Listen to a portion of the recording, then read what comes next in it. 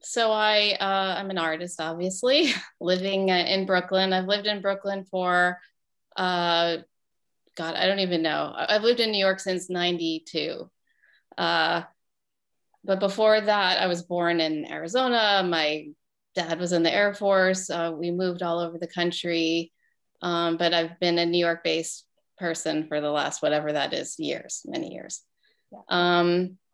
My work is basically about space. I've focused on thinking about space and figuring out, like, through art, through the framework of art, what is the structure and substance of space? Like, how does it shape everything around us, basically, since it is like the biggest part of what is around us, but yet it's invisible. And so because it's invisible, I've spent a lot of time thinking about what it really is. And through that kind of visualization, I've also become interested in gravity and light, and also recently time, and all those things are connected to each other. Folding even is part of that. So those are like the basic themes of my work: space, gravity, light. You want to start by showing us some actual work? Sure. You want to jump in? Yeah. I'm going to share this. Share the screen. Share your screen. Share the screen. Okay. And Alyson, you've shown kind of all over the world, right? And you have work in a variety of collections. It seems sort of silly to list it all. Yes. As you go. Oh, yeah. Sorry, I didn't do any of that. No, you don't have to. It's okay. I can. We have your bio for everybody to read in the auction catalog. All right. Yeah. I mean, I've shown most recently. I recently had a show at Derek Eller Gallery in New York in September, October, during the pandemic, which was interesting. Yeah. Then I had, before that, I had a show at Guggenheim Bilbao, and I've been in some SF MoMA, because I know you're in that area.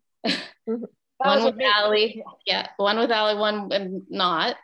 And what else? Guggenheim, New York, and Storm King, Hirschhorn.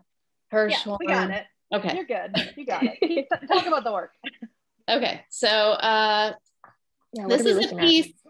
This is a piece I'm almost, I don't know if I would say maybe most known for. I don't know. A lot of people know this piece. It's called Mirror Fence, and you can see it sort of beneath the trees there. And it's at Storm King. It's in the collection of Storm King. It's about 150 feet long. And you can see it closer there. It's about space in terms of sort of breaking up the space. It's about space conceptually as well as almost literally, because it's a fence and a border. It's become almost like more current recently. The idea of the border and what is a border and how do we think about it? It's also such an American symbol. It's, based on a picket fence, a white picket fence. So it's like the American symbol about property and how do we think about property in this country.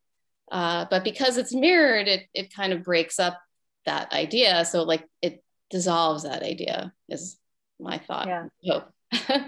It also breaks up space in this kind of funny way where, the solid things become space and the space becomes solid. And so it makes you question space itself at the same time. And then as you can see here, it's like changes with the seasons, of course, because it's just reflecting, whatever's there. So that's the fall and that's the winter. So it's an important piece. It was like an early piece of mine, actually, but it's, thankfully it seems to still be like relevant. Yeah. And so much for me about your work is like about the optics of it, like the fact that it disappears and then it reappears, and so much of your sculpture actually does that. Yeah, and I think that's really attached to that idea of space, because it's sort of something that we don't think about, but it's there. It's like, subtly or silently shaping everything around, as I said earlier. So it's like I'm trying to allude to that in a sense, or like bring it forward with that idea of things like, coming forward and back. This is a more recent iteration of it in a private collection It's called Legends line, and it's this one is just more reacting to the gravity of the material that it was made from, and it's a sort of hard, and I don't want to get too far into. Yeah, I know. I have to get you to keep moving, unfortunately. Yeah. I know. But I will jump in and say that Valerie Wade from Crown Point Press just chimed in to say hi, because I know you've done a project for them. Hi, Valerie. Yeah, we've done a couple. Yeah. It's so amazing. Yeah. Such an incredible. Okay, so that's another one. And here you can see that this kind of also disappears and reappears into the landscape. That's a close-up of it. Oh, we don't need to see that. This is another more recent piece called, well, those are both recent actually, but this is called Scattering Screen. I guess I put all my outdoor stuff at the beginning. I don't know why. It's good. No, it's good.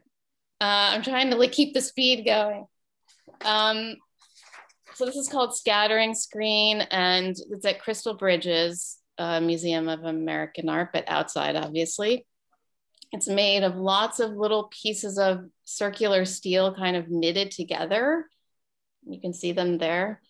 And so I thought of this, or I've been thinking a lot of my work, especially my outdoor work, like conceiving of like large scale metal sculpture in a new way, trying to reconceive it. Yeah. So like instead of a huge like steel thing or a massive whatever, like, can it be light? You know, can it be permeable? Can it respond to gravity?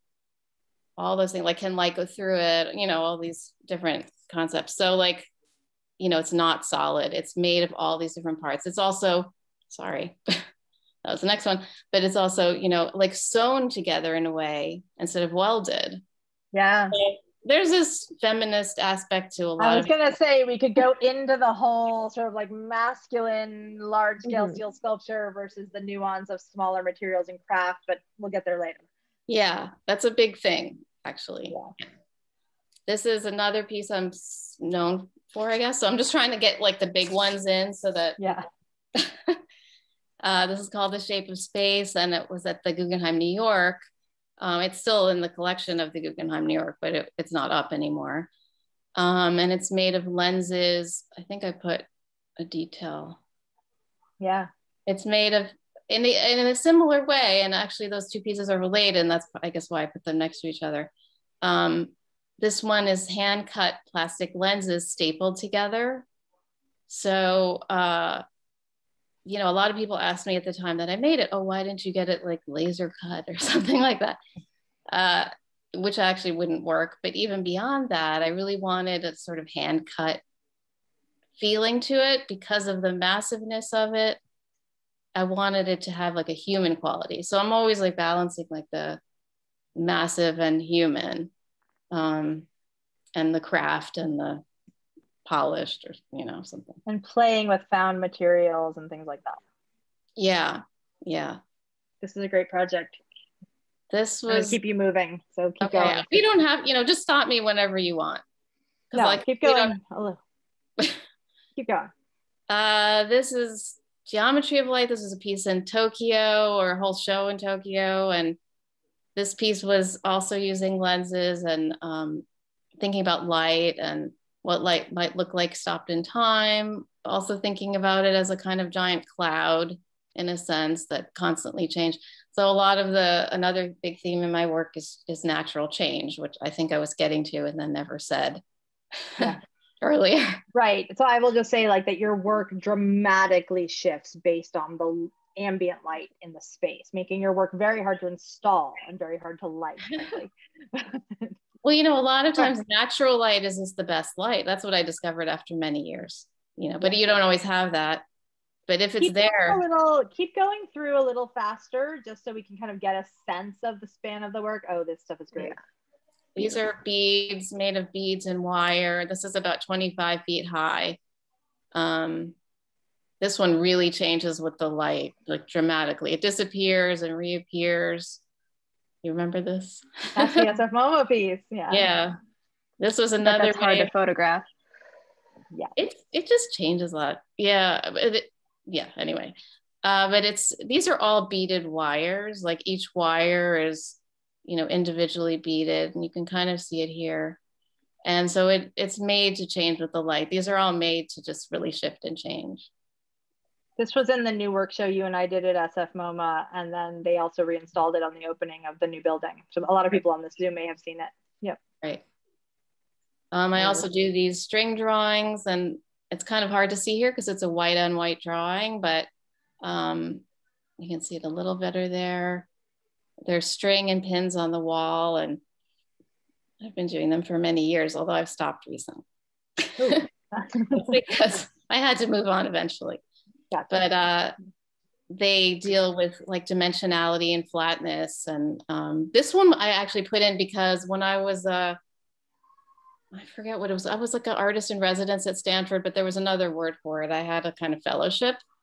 I was studying or just kind of digging into the archive of Edward Muybridge there. Yeah. And all the stuff that's there. And I just kind of started to see the relationship between, there is a relationship in his work and some of my work. And then I kind of emphasized that more with this, where I started to make these like time-lapse string drawings. So this is one of those where you're seeing like these different frames, but yet it's like this handmade process. And so there's all this kind of interesting stuff there, but I think it would take too long to go into right now. Yeah, if we could see the auction work. We only have about a minute left. Oh, okay. Sorry to rush you. Yeah, sorry. So I don't know I'll just say those were like some ceramic pieces. Okay, now we're getting to your most recent show, which to me represents actually a real departure in terms of the color. Completely different. Yeah.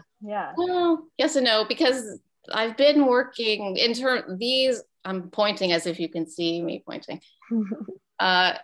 The hanging pieces are related in a sense to some of that other stuff. But yeah, the panels are really new, and they were inspired, and this is another long story, but this is more related to what's in the auction. Yeah. So these are tires, like recycled tires and copper washers on wood panel. And it started out, honestly, just because I was hammering. I really wanted to hammer a lot in the past 4 years because of the political situation. Yeah. I had to, express. So it started that way, but then I was drawn to these tires and sort of drawn to them because of the materiality and the blackness of them, but also because of what they represented in terms of their previous use and this distance that had been traveled on them, representing a kind of a time. So I've been doing a project about time at Grace Farms here on the East Coast. And so they started to represent to me time and distance at the same time. And then because they're folded into the folds that you see, it's almost like a compressed time. And it's at the same time, I think of them as sort of negative space.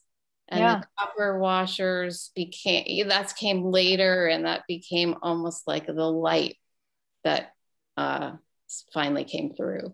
Say one thing quickly about where the tires came from. I bike a lot, and so I went to my bike store my bike repair shop. Yeah. And I said, do you ever keep those tires? And he was like, sure, I can keep them for you. So I gave him a little kind of container, and he would just collect them for me. And I would go once a month or really once every 2 weeks and collect like masses of tires that we would then clean and cut. Crazy.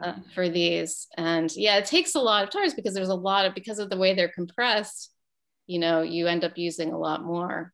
This is actually in the auction, this piece right here. This piece is amazing. I think we should end on this. I mean, I could go on about the kind of neo-post-minimalism and the relationship to like large-scale abstraction, but Christine and I are going to be talking more and more with people about the work. Alyson, I'm so happy that you're here. This work is amazing. We're so proud to show it and offer it in our auction. So I'm thrilled. Thank you.